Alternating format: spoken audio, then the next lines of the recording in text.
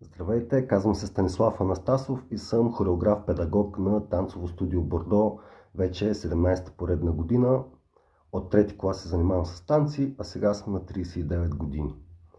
Преди време имах идеята да започна поредица от клипове, в които да поднасям малко повече информация на хората, които посещават нашето студио, с малко повече интересни факти за хореографията като изкуство, как се е зародила, ако някой има желание да отваря клуб или как да се избере клуб, абсолютно всичко свързано с житейския път, който един човек може да мине в хореографията. Стария клип, който беше реализиран 2019 година, 6 години пауза от първия клип, беше на тема "Защо танцуваме изобщо?". Ще го оставя като линк в коментар към това видео, който желая може да го погледне. Темата, както казах, беше "Защо изобщо танцуваме?". Обобщено, на който не му се рови да поглежда и старото видео. Като обобщен отговор ще дам, че имаше две направления, като първо началният източник е желанието на хората да общуват. Така се е породил и самото танцуване. Т.е. чрез мимики, жестове, необходимостта хората да комуникират един към друг, а вече към наши дни по-скоро е на начин на себеизразяване на творците, начин на послание, защото все пак се е превърнало в професионално сценично изкуство. Това по старата тема. Надявам се следващите клипове да са по-редовни. Ще се опитам да не са много дълги, нямам предварителен сценарий. Измислям просто темата, която смятам, че е подходяща като следваща. И днес ще разгледам темата кой може да танцува или за кого са танците, за какъв тип хора. И тук отговора може би ще бъде ще бъде в две направления. Най-простичкото, което мога да кажа набързо и да прекратя видеото, че танците са за всеки. Но тук се появява една думичка "цел". Тоест, ти когато искаш да се запознаеш с хореографията, каква е твоята цел? Естествено, може би това нещо зависи и от години, и от начин на възприятие на танцът, на усещане на самия себе си, но като цяло едното направление е любителското направление, а другото е професионалното направление. Тоест, от двете неща зависят за кого точно са танците. Да кажем, че сте вече с изградена професия, изградено ежедневие, изградена личност и намирате в танците начин да разчупите, да си почините. Това естествено клони към любителското изкуство, към любителското занимание. Там не са необходими някакви конкретни данни да имате, може би за да изпитате цялото удоволствие от танца, най-малко, както се казва, да ви е спуснато отгоре чувството за ритъм. Това е може би едно от нещата, които не е невъзможно, но е страшно трудно да се научи човек, ако го няма така вродено чувството за ритъм.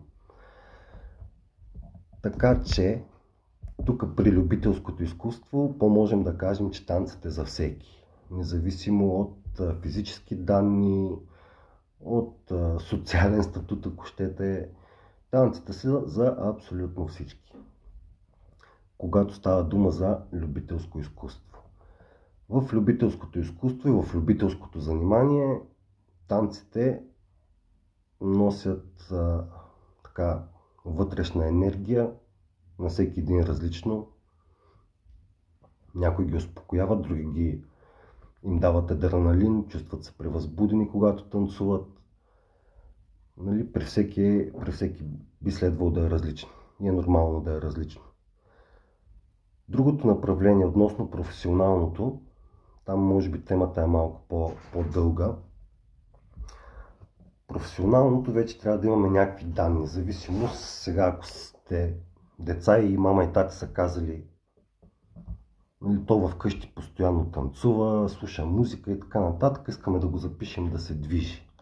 Тук искам да вметна, че ако физическите данни на детето не позволяват, т.е. има примерно наднормено тегло и прочее, мястото не е на залата, не е мястото по-скоро, в което ние да го вкарваме в норма. Аз съм малко от старата школа и предпочитам децата да бъдат избирани първо по физически критерии. Т.е. дали има данните за танцор. Говорим за професионално израстване. В последствие чувство за ритъм, артистичност и всичките тези неща в залата ние ще ги доразвием, ако ги има заложени. Когато става въпрос, примерно вече сте малко по-пораснали, да кажем тинейджери и така нататък, и за пръв път искате да започвате да танцувате, да кажем, че все още не е рано за не е късно за професионална кариера, все още има шанс за добиете всичките качества и да развиете вашите заложби, ако малко по-късно сте ги преоткрили във вас. Сега вече начинът по какъвто бихте развили нещата, вече зависи много, нали, структурата общо взето започва от клубове, които са любителски, но без тях няма как да се заложи хубава основа, за да може да продължите вече в учебни заведения, които биват и за средно хореографско, и висши учебни такива заведения. Нали, в средното излизате като професионален танцор, вече в висшите излизате педагози, хореографи. Така че в тези две направления може би ще се върти моя отговор за това кой може да танцува или за кого са танците въобще. Всичко зависи от вашата цел. Докъде искате да стигнете, за какво искате да използвате танците. Дали просто за разтоварване от ежедневието, някакво хоби и така нататък, или искате да имате по-професионален път. Вече в следващите видеа, специално за едното направление, професионалното изкуство, ще задълбая малко повече.